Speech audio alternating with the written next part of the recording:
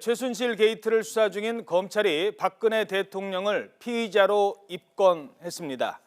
이로써 박 대통령은 헌정 사상 첫 현직 대통령 피의자가 됐는데요. 청와대는 검찰 조사가 중립적이지 않다며 앞으로 조사 협조 요청에 일체 응하지 않겠다는 입장을 보이고 있습니다. 이런 가운데 정치권에서는 박 대통령을 탄핵해야 한다는 목소리가 점차 높아지고 있습니다. 김광삼 변호사, 김광덕 전 한국일보 정치부장과 관련 내용 살펴보겠습니다. 안녕하십니까? 네, 안녕하십니까? 자, 먼저 박 대통령의 지위가 그동안에는 검찰 조사를 받겠다, 안 받겠다 그렇게 되다가 검찰이 아예 이제 정했어요. 피의자다. 네. 그리고 입건한다. 피의자로 입건되는 게 좀 쉽게 설명을 해주시죠. 어떤 겁니까? 원래 이제 참고인으로 조사하겠다고 하지 않았습니까? 예. 참고인으로 조사를 하게 되면 참고인으로 조사한 다음에 죄가 인정되면 피의자로 전환을 시키는 거예요. 그런데 죄가 인정이 안 되면 피의자로 가지 않죠.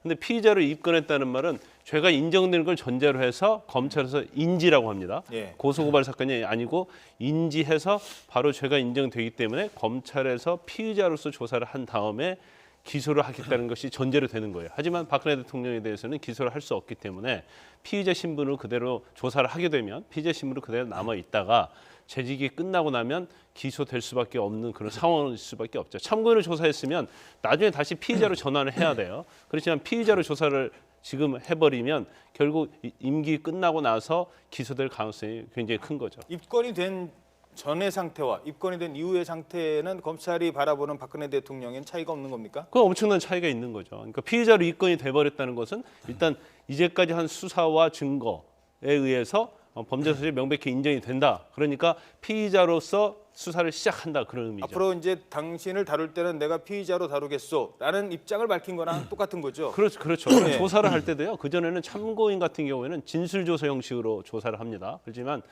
피의자로 조사를 할 때는 피의자 신문 조서로 해서 바로 들어가는 그렇죠. 거예요. 네. 그러면은 이제 보안에서 이야기하자면 지금 피의자로 했다는 거는 이제 공범, 소위 범죄 행위를 했다는 거로 이제 기소를 하지는 형사 소치를 하지 못하지만은 예. 그렇게 규정한 건데 또 정치적으로 어떤 의미를 갖냐 하면 예. 이게 국회 차원에서는 바로 이 피의자로 규정함으로 인해서 그렇죠. 탄핵 소추를 할 수 있는 근거가 된다는 겁니다. 그러니까 예. 뭐냐면 그 헌법에 보면 헌법 65조에 보면 헌법이나 법률을 위배할 때는 국회는 탄핵 소추를 의결할 수 있다 이렇게 돼 있거든요. 예. 그러니까 바로 헌법이나 법률을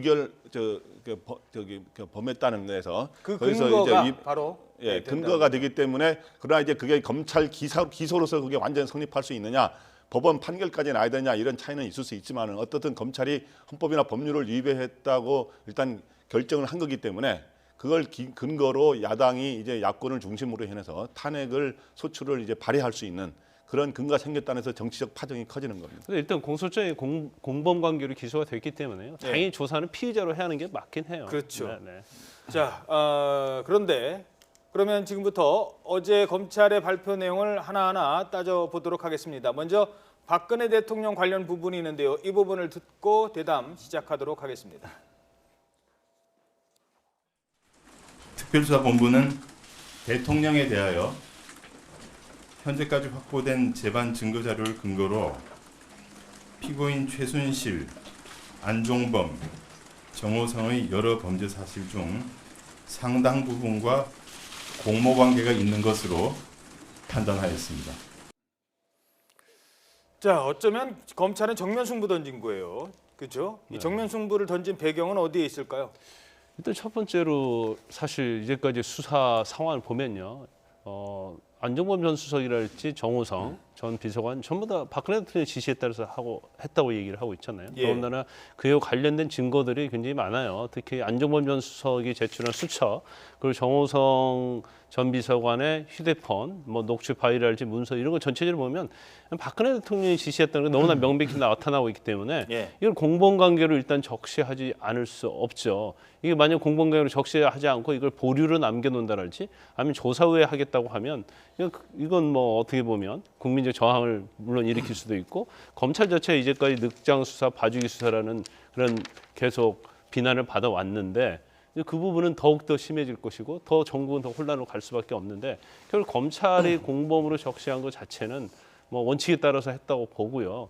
일단 공소장에서 이제 좀 아쉬운 점이 있다고 한다면 제3자 뇌물수수와 관련된 부분이 적시가 됐다고 하면 이 공소장은 정말 검찰이 이제까지의 어떤 의혹에서 벗어날 수 있는 완벽한 공소장이었다고 봅니다. 그런데 그 부분이 좀 빠진 게 아쉽고 물론 앞으로 또 수사가 더 남아있긴 하죠. 그래서 그런 부분을 좀 지켜봐야 할 것 같아요. 그러니까 뭐 예를 들어서 공무상 기밀 누설이라든가 또는 직권남용, 강요, 이 네네. 직권남용, 강요 부분은 들어가 있지만 이제 제3자 뇌물수수에 대해서는 아직 결론을 내리지 못하고 공소장이 없고 좀 더 지켜봐야 된다라고 생각해서 그래서 다음 주에 박근혜 대통령, 그러니까 이번 주가 되겠죠. 조사하면 이제 완성을 할 거다라고 했는데 박근혜 대통령은 검찰 조사 못 받겠다. 이제 이런 입장을 나온 거 아닙니까?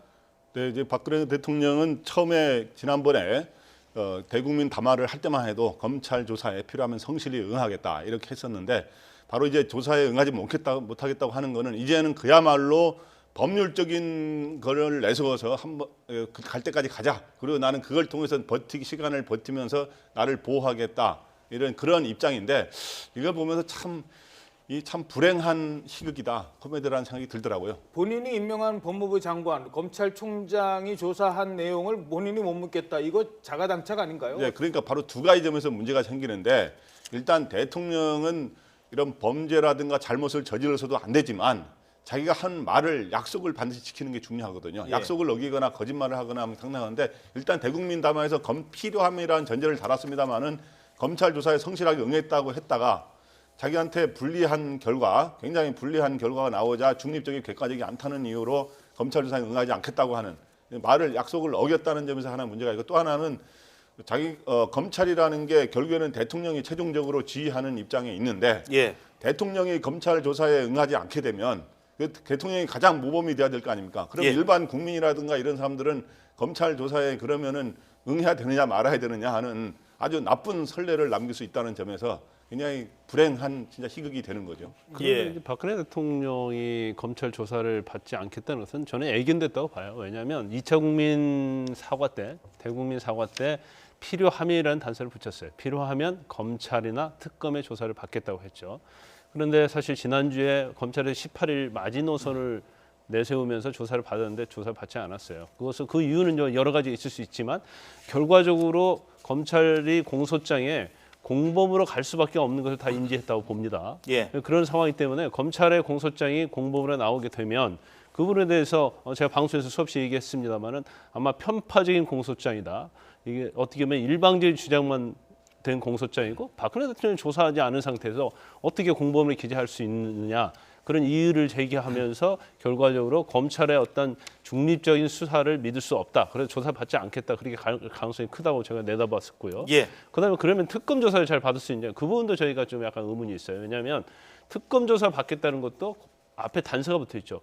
중립성 있는 중립적인. 중립적인 특검 조사를 받겠다고 그랬어요. 근데 만약 특검 조사가 또 어떻게 보면 브리핑을 통해서 다른 수사를 통해서 밖으로 표출되는 것이 박근혜 대통령이 거의 공범 관계로 가면서 다른 의혹들에 대해서 계속 밖으로 나오게 되면 특검 자체가 이게 중립적이고 공정하지 못하다 그런 이의 제기할 수 있다는 이미 거죠. 그런 얘기가 국회에서 한번 나왔지 않습니까? 상임위 통과할 때 이미 야당만 추천권 2개 주는 것 갖고 문제를 삼았는데 예. 나중에 이제 야당 추천 이거 중립적이지 않은 인사다라고 하면 그때 가서 특검도 못 받겠다는 거 될 수 있는 거 아니에요? 네, 예. 논리로 보자면. 네, 논리로만 보자면 지난번에는 검찰 조사는 필요하다면 검찰 조사에 응했다 그래서 응하지 않겠다는 식으로 나왔고 이제 특검에 대해서는 중립적인 특검에 응하겠다 이렇게 했기 때문에 두 야당이 추천해서 하게 되면 여러 가지 중립성 논란이 나오지 않습니까? 그러면은 결국 중립적이지 않다는 또 소위 말해서 이유를 대가지고 조사에 응하지 않을 가능성도 배제할 수 없는 거죠. 근데 이제 큰 틀에서는 그 조건이라는 게 국민들한테는 와닿지 않는 것이고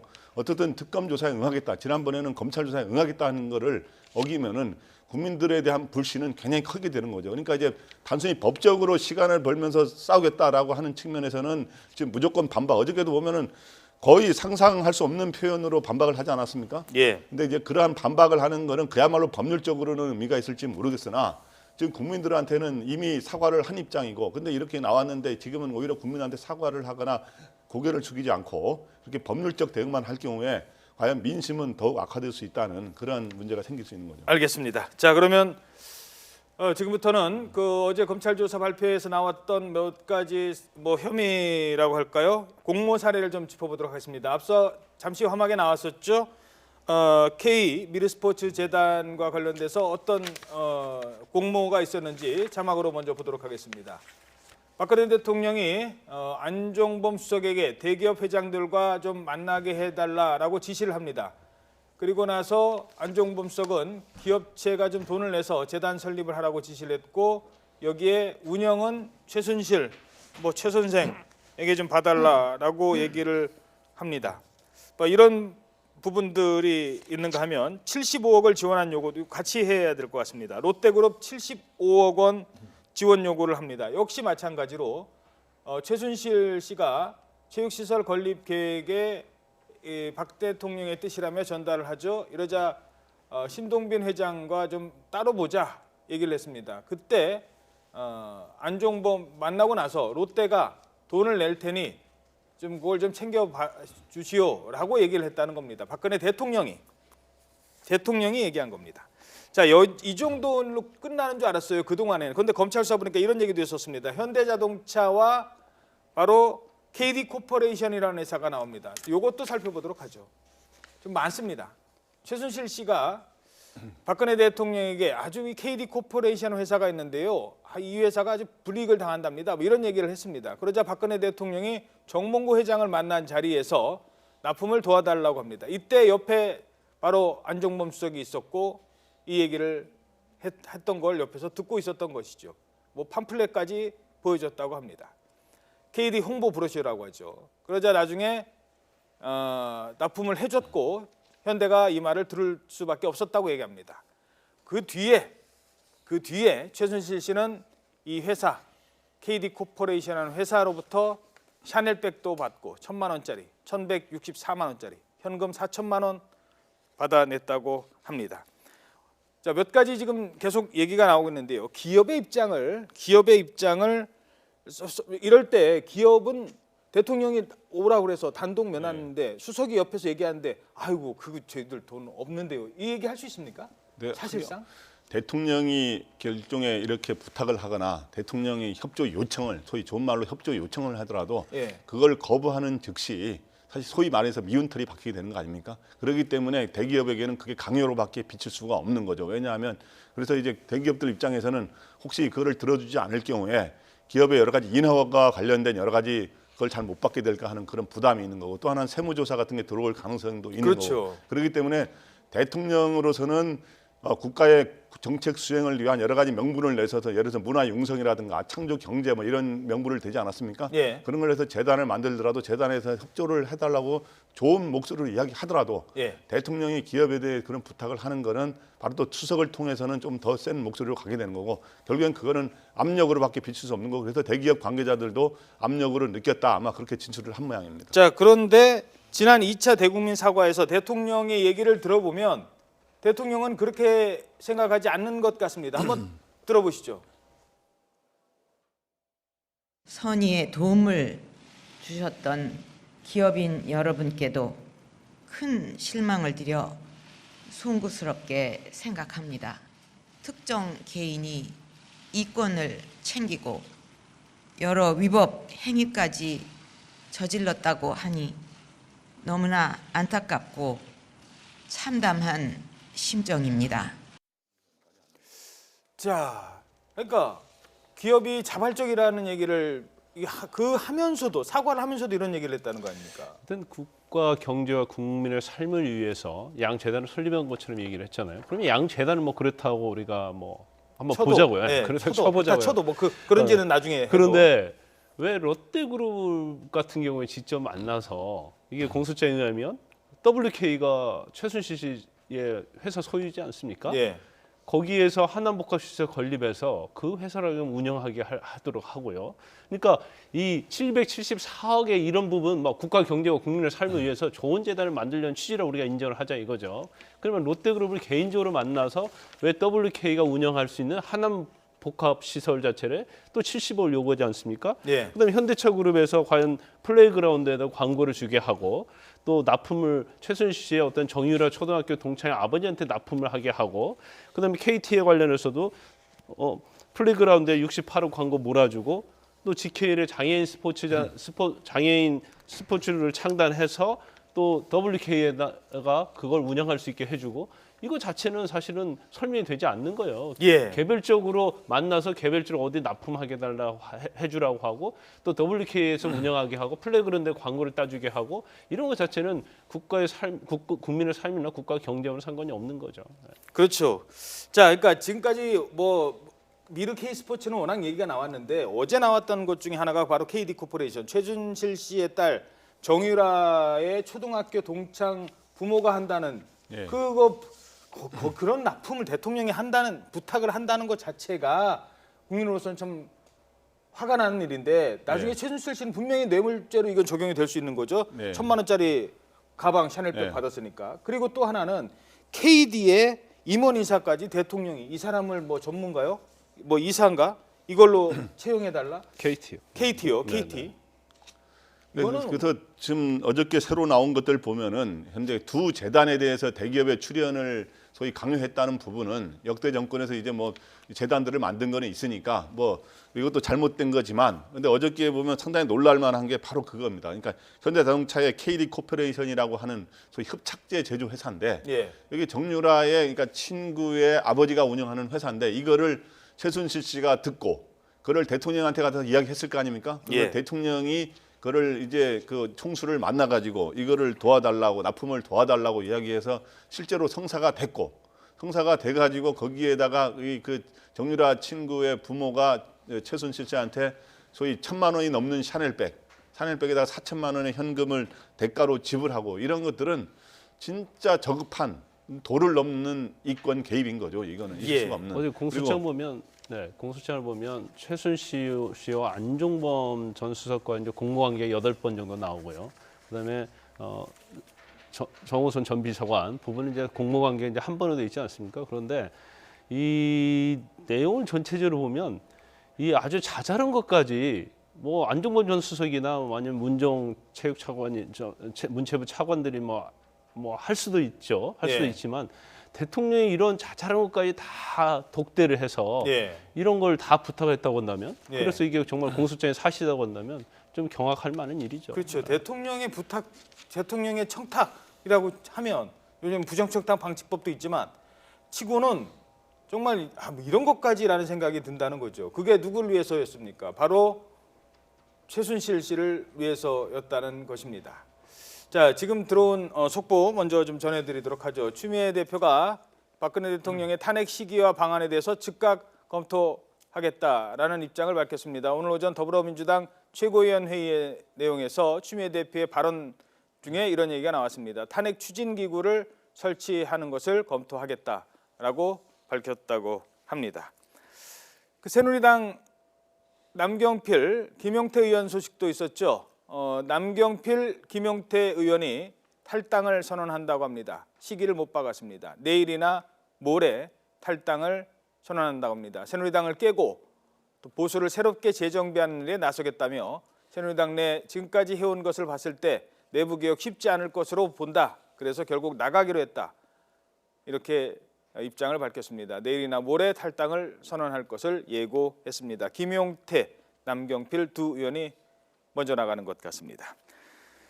최순실 씨와 박근혜 대통령의 관계를 얘기할 때 박근혜 대통령이 거짓 해명 논란이 또 하나가 있습니다. 바로 지난번에 연설문만 작성해줬고 뭐 초기에 뭐 좀 잘 뭔가 이렇게 안 잡혔을 때 보좌 체계가 안 잡혔을 때 이런 얘기를 했었거든요. 한번 들어보시죠.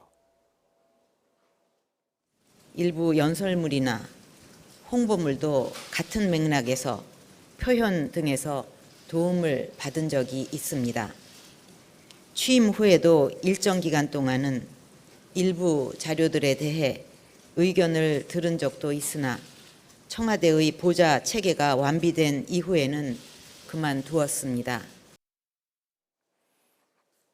자, 이 부분도 결국 올해 4월까지 정호성 비서관 통해서 연설문 유출이 이루어졌다는 거 아니겠습니까? 네, 이것도 결국에는 이제 앞뒤가 안 맞는 이제 해명을 했던 거로 되는 거죠. 그러니까 지난번에 이 대통령이 갑자기 나와서 대국민 담화를 했던 가장 결정적 이유가 당시에 언론에서 태블릿 PC, 최순실 태블릿 PC를 입수해서 딱 봤더니 2014년 3월까지의 연설문 그런 것들이 들어 있었거든요. 그러니까 취임한 이후에 1년 여가 지났을 때죠. 그러니까 그거에 맞춰서 해명을 하다 보니까 예. 취임 보좌 체계가 다 갖춰지기 전까지 심경 표현 등의 도움을 요청했다고 했는데 이번에 어저께 검찰 수사 결과를 보면 그때 2014년 3월까지만 태블릿 PC 있었지만 올해 3, 4월까지 문건이 국가 기밀 문서를 포함해서 문건이 왔다 간 걸 했기 때문에 벌써 2년, 지금 2016년이니까 이제 2년이 차이가 나지 않습니까? 그렇기 때문에 그럼 그 사이에는 대통령의 지시가 없이 그럼 흘러갔다는 거냐? 그렇게 믿을 사람은 별로 없을 거고 그렇기 때문에 결국엔 대통령의 해명이 거짓말이 아니냐 하는 논란이 생길 수가 있게 된 거죠. 예.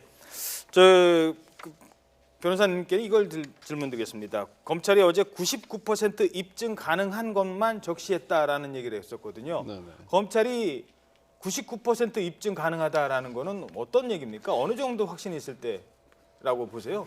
일단 뭐 아까 제가 말씀드린 것처럼 일단 물적 증거가 충분하다는 물적 거죠. 증거. 네, 그렇죠. 그 안종범 전 수석의 수첩이랄지 아니면 휴대폰과 정성. 관련된 디지털 증거랄지 예. 그런 것이 너무 명백하게 나온다고 볼 수 있고요. 예. 또 이러한 물적 증거를 뒷받침할 수 있는 관계된 사람의 진술이 아주 명백한 거예요. 그래서 이건 뭐 법정에 가서 논란의 여지가 있는 게 아니고 100% 유죄가 될 가능성이 있다는 자신감을 보이고 있는 거죠. 짧게 그 정호성의 그 내용 중에 대통령 녹취가 들어있을 텐데 네. 그게 지금 나온 것만 있을까요? 더 있을까요? 그 부분은 이제 저희가 아마 기록을 보지 않았지만 지금 이제까지는 검찰에서 약간은 추상적이고 뭉퉁한 부분만 나왔지 않습니까? 예. 그런데 그런 부분들이 더 자세하게 많이 있을 겁니다. 알겠습니다. 자, 이런 가운데 최순실 게이트의 그림자는 우리나라 국보급 스포츠 스타들에게도 드리워졌습니다. 자, 바로 김연아, 박태환 선수도 지금 이 논란에 휩싸여 있는데요. 다른 선수들 이름까지 나오면서 좀 안타깝다라는 얘기도 나오고 있습니다. 장민정 앵커가 정리해드리겠습니다.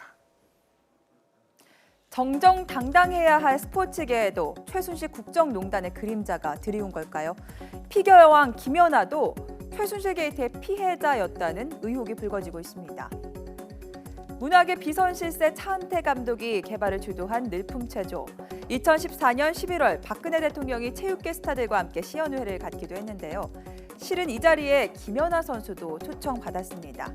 하지만 이미지와도 맞지 않고 일정도 되지 않아 참석을 거절했는데 이 때문에 미운 털이 박혔다는 얘기가 나옵니다. 실제 체육계 비선실세 장시호 씨의 측근은 그 즈음 장 씨로부터 김연아는 문체부에 찍혔어라는 얘기를 들었다고 말합니다. 공교롭게도 이듬해 김연아 선수는 대한체육회가 선정하는 2015년 스포츠 영웅에서 제외됐습니다. 인터넷 투표에서 80%가 넘는 압도적 지지를 받았는데도 나이가 어리다는 이유에서였습니다. 이런 논란이 불거지자 새삼 화제가 된 영상이 또 하나 있습니다. 지난해 광복절 행사에 박근혜 대통령과 김연아 선수가 나란히 서 합창하는 모습인데요. 바로 옆에 서 있으면서도 눈 한 번 맞추지 않고 손을 맞잡지도 않는 듯한 장면입니다. 반면 체조요정 손현재, 도마의 신 양학선 선수는 대한체조협회의 요청으로 이 시연회에 참석해 비난을 받고 있는데요. 보통 선수들은 일정만 된다면 문체부 행사에 협조하는 편이라 국정농단 배경을 잘 몰랐을 선수들을 비난하는 건 자제해야 한다는 목소리도 나오고 있습니다. 네, 양학선 선수, 손현재 선수 이름까지 나오고 있는데요. 너무 나가는 건 아닌 것 같습니다.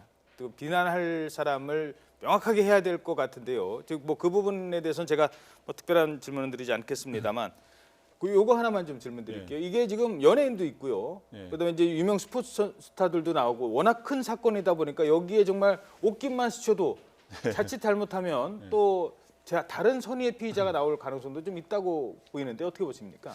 그래서 저는 그렇게 생각합니다. 그러니까 이제 이 체육계 스타들이 이 체육계라든가 연예계 스타들이 대통령이나 청와대 그리고 이 정부 부처의 협조를 좀 안 했다고 이렇게 탄압받거나 거기서 불이익을 받거나 하는 일은 절대 있어서는 안 되고 바로 근데 그런 징후가 지금 김연아라든가 박태환 선수 같은 경우는 지금 그렇게 보이지 않습니까? 최종 확인을 해야 됩니다만 좀 그래서 이제 그런 것들이 이 정치의 문제가 그런 데까지 파상이 되는 건 참 불행한 일이고 그런데 그렇다고 해서 대통령이나 청와대 정부 행사에 참석을 다른 경위를 모르고 참석한 거에 대해서 예. 또 비난하고 하는 거는 우리가 또 그런 거는 또 우리가 참 자제할 줄 알아야 될 것 같습니다. 알겠습니다. 네, 지금까지 김광삼 변호사 그리고 김광덕 전 한국일보 정치부장이었습니다. 두 분 고맙습니다.